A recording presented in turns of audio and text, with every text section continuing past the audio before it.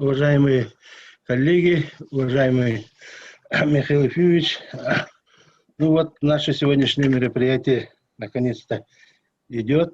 Это, наверное, первое такое мероприятие для аграрников. И, наверное, у нас будут приняты, наверное, хорошие тут решения. И правительство, наверное, учтет своей деятельности. Но в основном, самое главное, это направлена эта деятельность на самих товаропроизводителей, это значит наших селян, в основном на частников, надо сказать. Вот частный сектор у нас сейчас преобладает в сельском хозяйстве больше. Но я сегодня хотелось бы мне коснуться двух моментов. Это первое, то, что развитие сельского хозяйства невозможно без растениеводства. А вот наши как раз Хангаласский улус, о котором сегодня мы говорим, о долине Аркяне, вообще о Хангаласском улусе, там самое развитое земледелие всегда у нас было. И сейчас, если выйти такой вот по требованиям по новому времени, то частный сектор, как сделать, чтобы он производил с наименьшими затратами и хорошую, качественную, конкурентоспособную продукцию.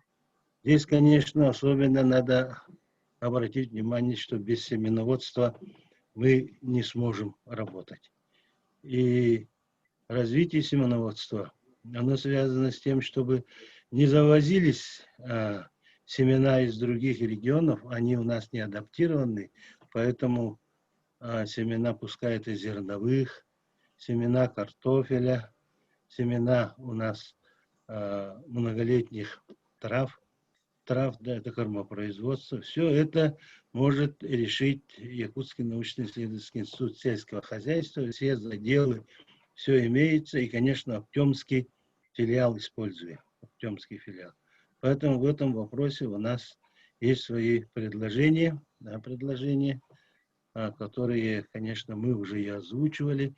Я долго не буду здесь на это заострять внимание, но этот вопрос мы должны в ближайшее время тоже подробно рассмотреть на уровне правительства. Ну и второе, пользуясь случаем, может разместить биотехнологию в Хангаласском улусе. Как раз у нас вот председатель правительства недавно в своем выступлении отметил, что будем заниматься производством вакцины для сельского хозяйства.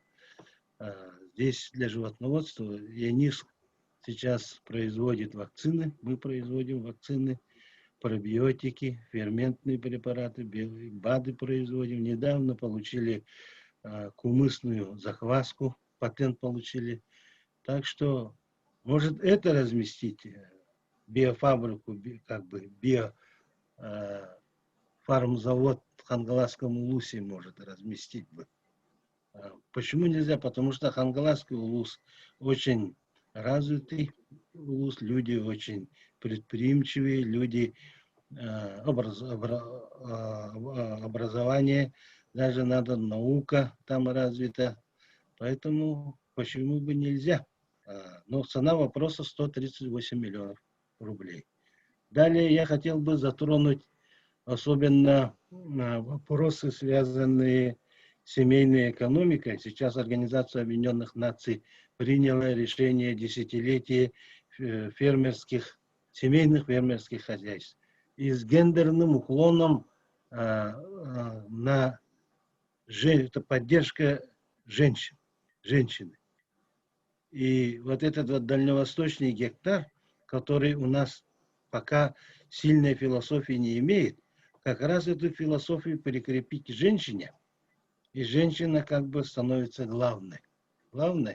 И сейчас уже мы будем же ведь увеличивать количество крупнорогатого скота намеренно. Очень хорошая поддержка главой и правительством делается Ильтумена. 35 тысяч на одну корову.